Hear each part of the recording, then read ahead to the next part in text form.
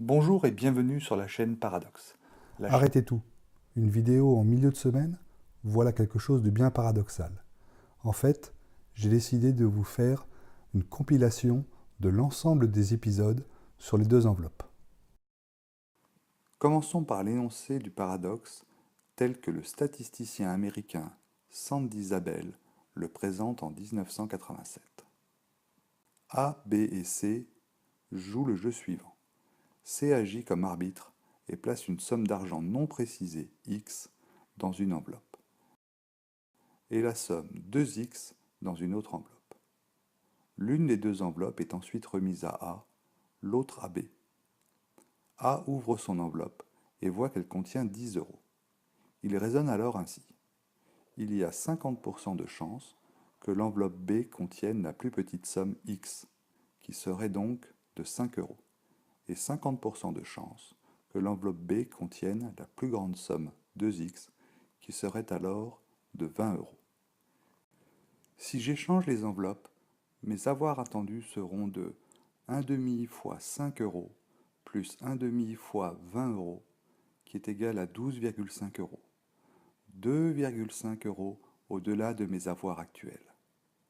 Par conséquent, je devrais essayer d'échanger les enveloppes. Lorsque A offre d'échanger les enveloppes, B accepte facilement, puisqu'il a raisonné de la même façon. Il semble déraisonnable que l'échange soit favorable aux deux, mais il semble difficile de remettre en cause la logique de l'un ou de l'autre. Saurez-vous déjouer ce paradoxe? Telle est la question. Mais attention, de très nombreux mathématiciens, statisticiens, philosophes et économistes ont tenté de le résoudre, mais hélas, sans succès. Sur ce graphique que l'on nomme une analyse factorielle des correspondances multiples, sont décrits l'ensemble des articles consacrés au sujet. On voit qu'au début du paradoxe, des années 87 à 94, ce sont essentiellement des revues de statistiques et d'économie qui traitent du sujet. Puis, de 1995 à 2004, ce sont plutôt les mathématiciens qui s'emparent du problème. Et enfin, de 2005 à 2014, le problème devient philosophique. Décomposons les étapes. Premièrement, deux enveloppes contiennent de l'argent. Deuxièmement, l'une contient le double de l'autre. 3.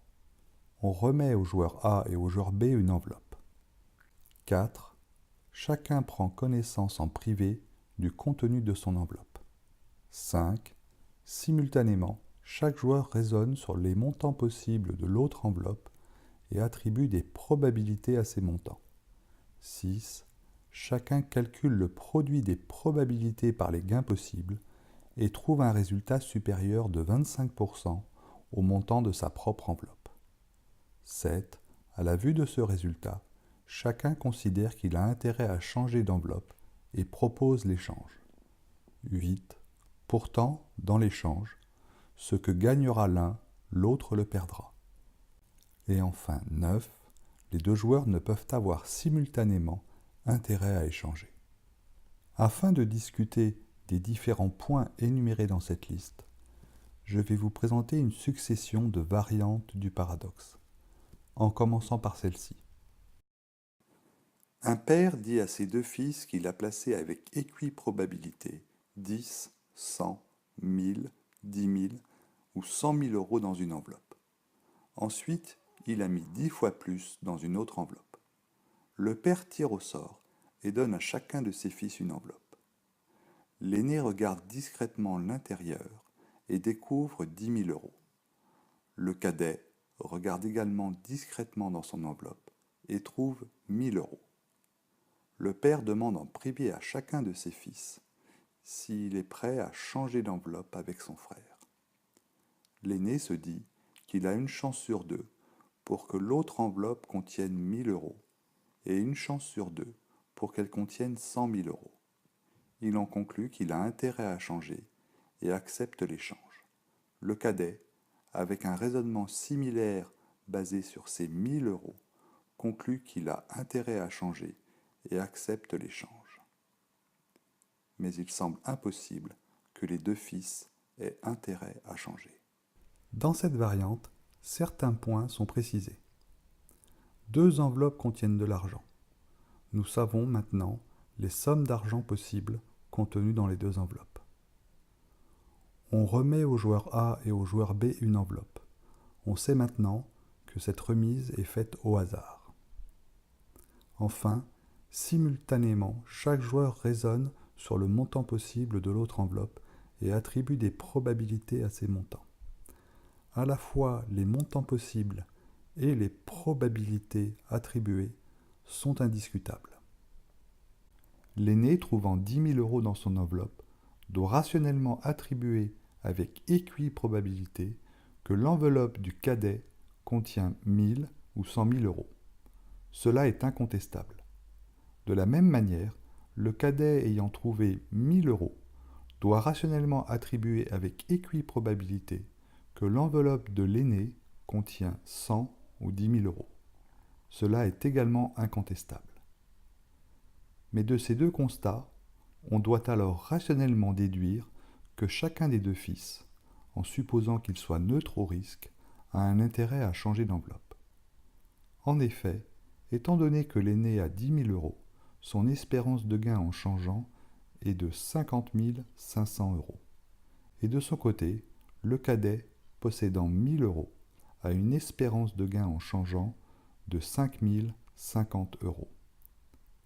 Le paradoxe vient du fait que l'on croit que ces 2 espérances ne peuvent être simultanément rationnelles.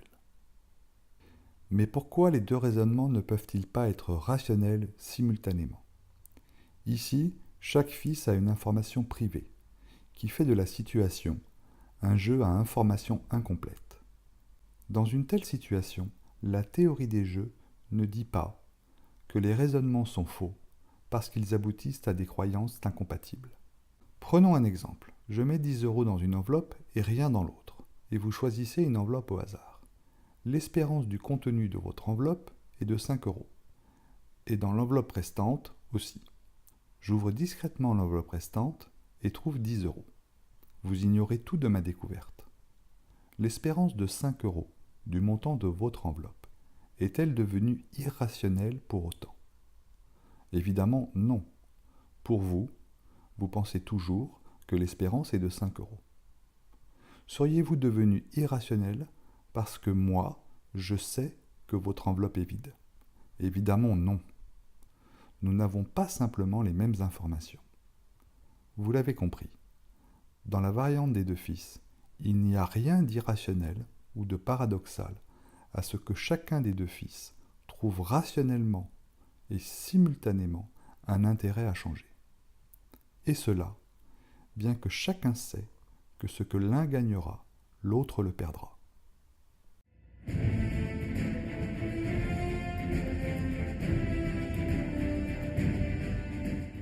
Je vais vous présenter la variante de l'économiste américain Barry Nalbuff. Vous avez 2 enveloppes. Dans l'une, vous cachez une somme d'argent et donnez l'enveloppe à Ali. Puis, vous lancez en cachette une pièce. Si elle tombe sur face, vous placez 2 fois la somme d'argent initiale dans la deuxième enveloppe. Si elle tombe sur pile, vous ne mettez que la moitié de la somme initiale dans cette seconde enveloppe. Vous donnez ensuite cette enveloppe à Baba. Jusqu'à présent, les contenus des 2 enveloppes sont inconnus, comme l'issue du tirage au sort. Ali et Baba sont autorisés à regarder en privé la somme d'argent de leur propre enveloppe. Ils ont ensuite l'occasion d'échanger leurs enveloppes s'ils sont d'accord pour le faire. Ce qui est particulièrement intéressant dans cette variante, c'est que les situations d'Ali et de Baba ne sont pas parfaitement symétriques.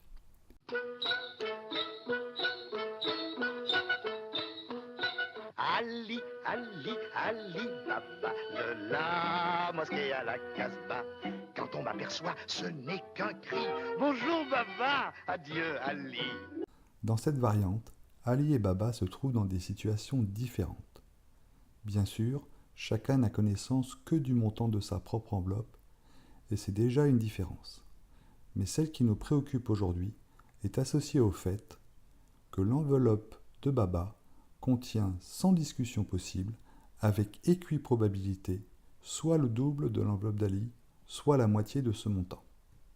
Aussi, Ali, ouvrant son enveloppe et découvrant 20 euros, peut quantifier avec des probabilités objectives son espérance de gain en changeant d'enveloppe. Celle-ci est alors de 25 euros. Du point de vue de Baba, le processus d'attribution des enveloppes lui semble favorable, et il comprend qu'Ali a intérêt à changer d'enveloppe. Maintenant, Baba ouvre son enveloppe et trouve 10 euros. Il en déduit rationnellement que l'enveloppe d'Ali contient soit 5, soit 20 euros, et qu'il n'a aucune raison de croire davantage en l'un qu'en l'autre. Il attribue alors rationnellement une probabilité de 1,5 à chacun de ces deux montants possibles. Pour autant, les probabilités qu'attribue Baba n'ont pas le même statut, la même signification, les mêmes origines que celles qu'attribue Ali. Pour le comprendre, il est nécessaire de faire appel à l'argument de la répétition du jeu. La répétition est alors la suivante. La somme X de la première enveloppe est toujours la même, 20 euros. En revanche, à chaque répétition, on retire au sort le contenu de l'enveloppe de Baba. Dans ce cas, l'espérance d'Ali, s'il change, qui est de 25 euros, s'interprète comme son gain moyen à long terme. Ces 25 euros sont également l'espérance de gain à long terme de Baba s'il conserve systématiquement son enveloppe. Mais il est essentiel de noter que Baba ignore tout de cette espérance.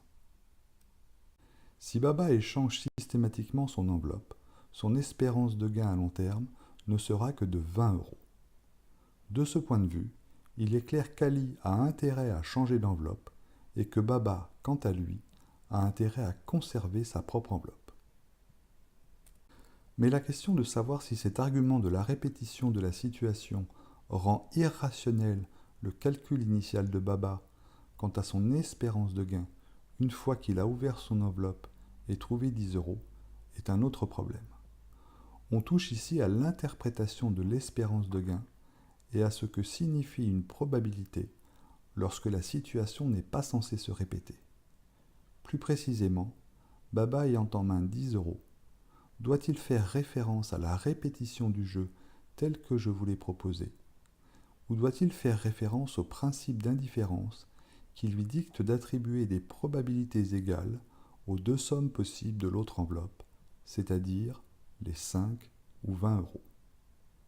Pour invalider l'argument de la répétition de la situation, je vais poser deux questions. Tout d'abord, au nom de quoi la répétition de la situation doit supposer que la somme X de l'enveloppe d'Ali soit fixe. Deuxièmement, au nom de quoi Ali, comme Baba, devrait-il nécessairement raisonner en termes de répétition de la situation, alors que rien dans le jeu ne suppose une telle répétition? Vous l'avez compris, l'argument de la répétition, qui est parfois salvateur pour trancher certains dilemmes, n'est pas recevable ici. Dans la variante de Nalbeuf, le processus d'attribution des enveloppes crée une dissymétrie qui n'est pas suffisante pour prouver l'irrationalité de Baba dans son raisonnement qui le conduit à souhaiter changer d'enveloppe. Pour poursuivre sur la question très délicate de l'argument de la répétition, je vais vous présenter la variante du philosophe et économiste américain John Broome. Dans cette variante, Broome propose de probabiliser les montants mis dans les enveloppes de la manière suivante. Dans une enveloppe, on place 2 puissance n euros avec probabilité 2 puissance n sur 3 puissance n plus 1, puis on place le double dans l'autre enveloppe. Ainsi, la probabilité du couple 1-2 est égale à 1 tiers, celle du groupe 2-4 est égale à 2 neuvièmes, celle du groupe 4-8 est égale à 4 27e, etc. Regardons ce que cela donne comme analyse. D'abord, si l'enveloppe que vous ouvrez contient 1 euro, vous êtes alors certain que l'autre contient 2 euros et vous avez donc intérêt à changer. Maintenant, si l'enveloppe contient plus d'1 euro, c'est-à-dire que votre enveloppe contient 2 puissance n euros, avec n strictement supérieur à 0, vous pouvez en induire que l'autre enveloppe contient de deux choses l'une, soit 2 puissance n-1 euros, soit 2 puissance n plus 1. Et on montre assez facilement que les probabilités sont respectivement de 3/5 et 2/5. Vous pouvez alors calculer votre espérance de gain en changeant, qui est précisément la suivante. Cette espérance vaut 2 puissance n plus 2 puissance n sur 11. Aussi, cette espérance est supérieure de 8% au montant de l'enveloppe en main. Dans cette variante, comme dans la variante des deux fils de l'épisode 1, les montants possibles des enveloppes et les probabilités associées sont donnés dans l'énoncé. Mais ici, il semble que votre espérance de gain en changeant, nécessairement supérieure ou égale à 2/11 d'euro, quel que soit le montant de votre enveloppe, vous encourage à changer d'enveloppe avant même l'ouverture de cette enveloppe. Pour résoudre cette question, il est essentiel de remarquer que la loi de Broom n'a pas d'espérance. Elle n'a pas d'espérance dans le sens où la somme des probabilités multipliées par les gains est infinie. En théorie mathématique des probabilités, celle de Kolmogorov, l'espérance de la loi de Broom n'existe simplement pas. Aussi, comme dans le paradoxe de Saint-Pétersbourg, les conclusions avec ce type de loi sont souvent paradoxales. Pour autant, ce genre d'argument, loin d'être insignifiant, n'est pas pleinement convaincant. Car la conclusion, quel que soit le montant de l'enveloppe en main, l'espérance conditionnelle de l'autre enveloppe est supérieure d'au moins 8%, semble irréprochable. Irréprochable à moins qu'on ne puisse pas parler d'espérance conditionnelle ici. En effet, en relisant attentivement Kolmogorov, vous vous rendrez compte que pour définir une espérance conditionnelle d'une variable aléatoire, il est nécessaire que l'espérance de cette variable soit définie. Aussi, le calcul 3/5 multiplié par 2 puissance n-1 plus 2/5 multiplié par 2 puissance n plus 1 n'est pas une espérance conditionnelle. C'est un calcul qui ne peut s'interpréter en théorie mathématique des probabilités. Aussi, il est faux de dire que quel que soit le montant encore inconnu de l'enveloppe en main, l'espérance conditionnelle de l'autre enveloppe lui est strictement supérieure de 8%. Pour compléter mon propos, 2 puissance n plus 2 puissance n sur 11 est en réalité une variable aléatoire. En effet, n est ici inconnu tant que l'enveloppe n'est pas ouverte.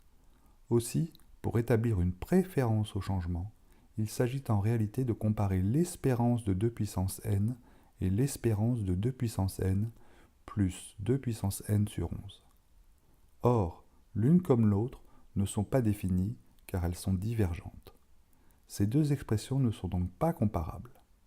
Certains auteurs expriment cela en disant que les deux espérances sont infinies et donc égales. C'est un terme impropre, mais l'idée est un peu celle-ci. Vous l'avez compris, si la loi de probabilité sur les montants des enveloppes n'a pas d'espérance, la comparaison des calculs faits sur les deux enveloppes n'a pas de sens. Pour poursuivre sur la question de l'ouverture ou non de l'enveloppe, je vais vous présenter la première variante, qui date de 1994, où il n'est plus question d'ouvrir l'enveloppe. On a toujours deux enveloppes, et l'une contient le double de l'autre. On choisit une enveloppe au hasard, par exemple A. Et avant d'ouvrir l'enveloppe, on raisonne ainsi. Supposons que mon enveloppe contienne X $. Alors l'autre enveloppe, la B, contient soit X sur 2 $, soit 2X $, et cela avec équiprobabilité. Aussi, mon espérance de gain en changeant est de 1,25x. Mais je ne peux rationnellement préférer l'autre enveloppe pour des raisons évidentes de symétrie, mais également parce que si j'avais choisi au départ l'enveloppe B, alors j'aurais préféré finalement l'enveloppe A, et cela ad infinitum. Dans cette variante, on réalise un calcul qui semble être l'espérance de gain en changeant d'enveloppe. Mais comme nous l'avons expliqué dans la variante de Braun, il ne s'agit pas d'une espérance. Tant que le montant de l'enveloppe en main n'est pas connu, il s'agit d'une espérance conditionnelle. Et cela, si et seulement si cette espérance conditionnelle est définie. Aussi, au mieux, il convient d'écrire que l'espérance de gain de l'autre enveloppe est de E de 1,25x. Et cela en adhérant à l'idée qu'il est rationnel d'attribuer des probabilités égales aux deux montants de cette autre enveloppe. Il s'agit alors de comparer l'espérance de 1,25x et celle de x. Mais ces deux espérances sont inconnues. Si l'on suppose que les deux espérances existent, c'est-à-dire que l'on considère inimaginable que le montant de l'enveloppe en main soit aussi grand que notre imagination mathématique pourrait le théoriser, il est clair que l'espérance de x et l'espérance de 1,25x sont définies et finies, même si elles sont inconnues. Les deux espérances sont donc comparables, et étant certain que les sommes contenues dans les enveloppes sont strictement positives, on peut écrire sereinement que l'espérance de 1,25x est strictement supérieure à l'espérance de x. Mais cette inéquation stricte implique-t-elle qu'il est dans notre intérêt de changer d'enveloppe?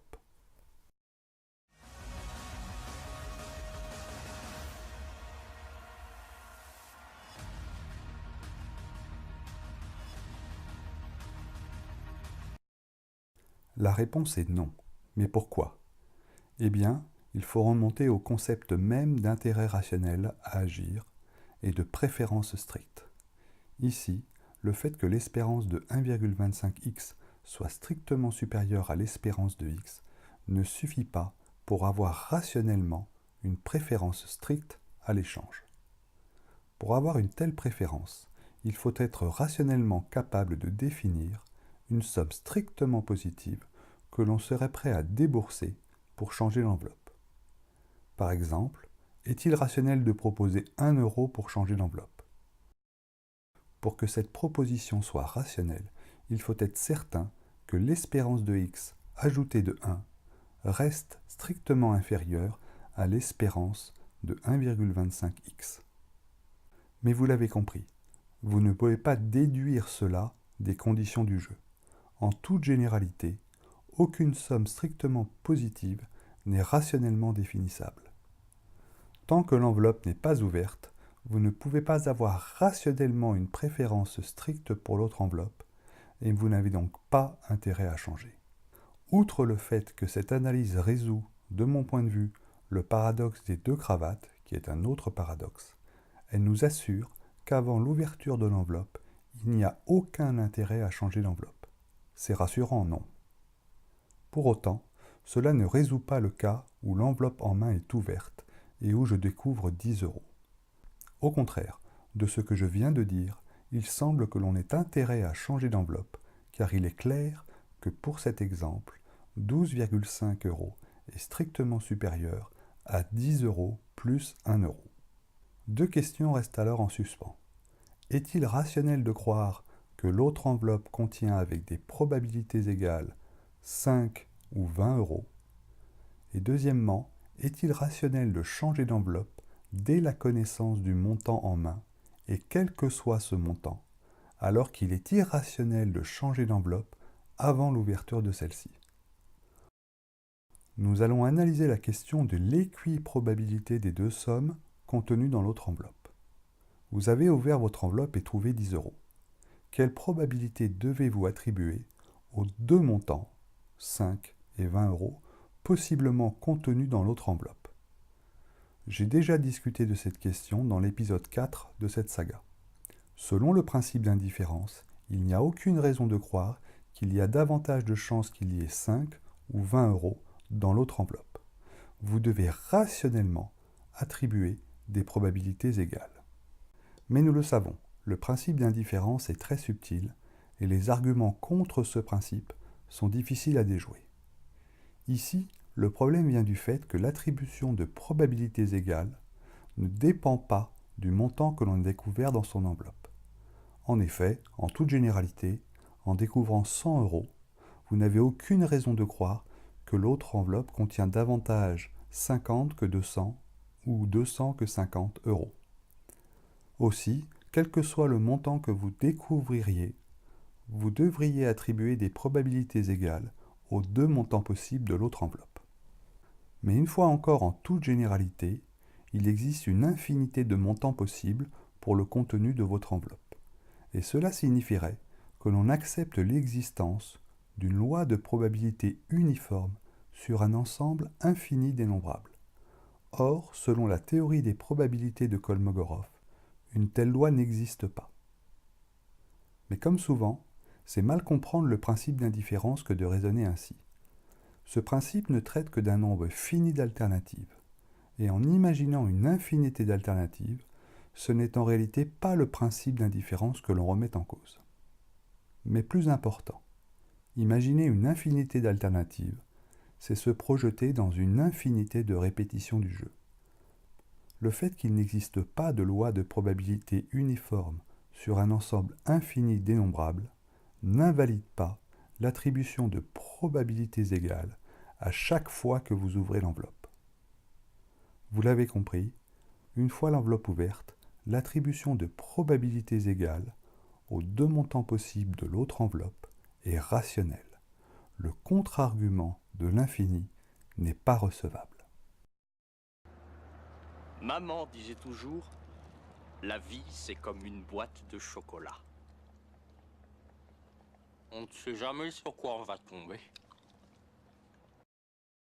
Pour me résumer, ayant trouvé 10 euros, il est rationnel d'attribuer une espérance de 12,5 euros dans l'autre enveloppe. Il est donc rationnel d'avoir une préférence stricte pour cette autre enveloppe, puisqu'il est par exemple rationnel de payer 1 euro pour changer. Mais il reste un petit détail. S'il est rationnel de changer d'enveloppe dès que le montant en main est connu, et finalement, quel que soit ce montant, alors il est rationnel de changer d'enveloppe avant même l'ouverture de l'enveloppe. Pour répondre à cette question, il faut revenir aux concepts fondamentaux de la théorie des jeux et du choix rationnel, à la question de l'utilité espérée, et au vieil adage « il ne faut pas mettre la charrue avant les bœufs ». En théorie des jeux, au début, il y a les gains possibles et les probabilités sur ces gains. Ensuite, il y a une fonction d'utilité et enfin une utilité espérée. Dans les deux enveloppes, une fois l'enveloppe ouverte, il y a des gains et des probabilités définies. Nous en avons suffisamment discuté. En calculant l'espérance mathématique des gains et en raisonnant sur cette espérance, nous supposons implicitement que notre utilité est linéaire, et même précisément la fonction identité. Nous supposons que nous sommes neutres au risque. C'est une hypothèse très forte, car dans la vie de tous les jours, nous ne sommes pas neutres au risque. Regardons ce qui se passerait avec une fonction d'utilité différente. Ici sont définies pour un certain nombre de sommes les utilités correspondantes. Ayant 10 euros en main, mon utilité est de 11 et mon utilité espérée en changeant vaut 13. J'ai donc intérêt à changer. Si maintenant dans mon enveloppe, je découvre 20 euros, mon utilité est alors de 20 et mon utilité espérée en changeant vaut 19.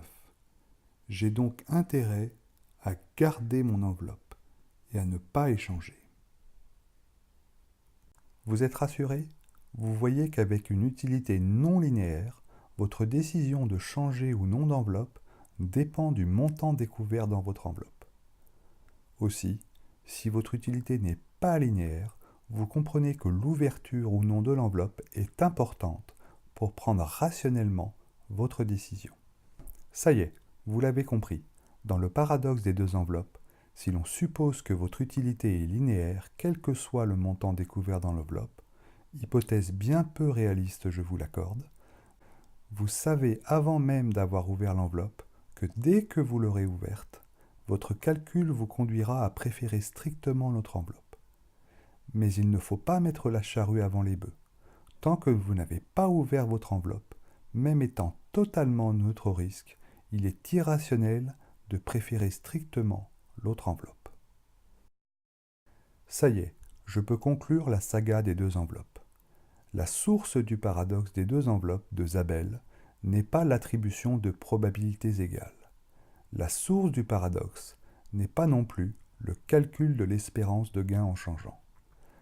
La source du paradoxe est que nous ne sommes pas fondamentalement neutres au risque. Pour autant, en supposant théoriquement être neutre au risque, il est rationnel de changer d'enveloppe une fois l'enveloppe ouverte et irrationnel de changer d'enveloppe avant l'ouverture. Telle est ma solution de cet extraordinaire paradoxe. Voilà, c'est fini. On attend ressasser les mêmes théories. Au revoir.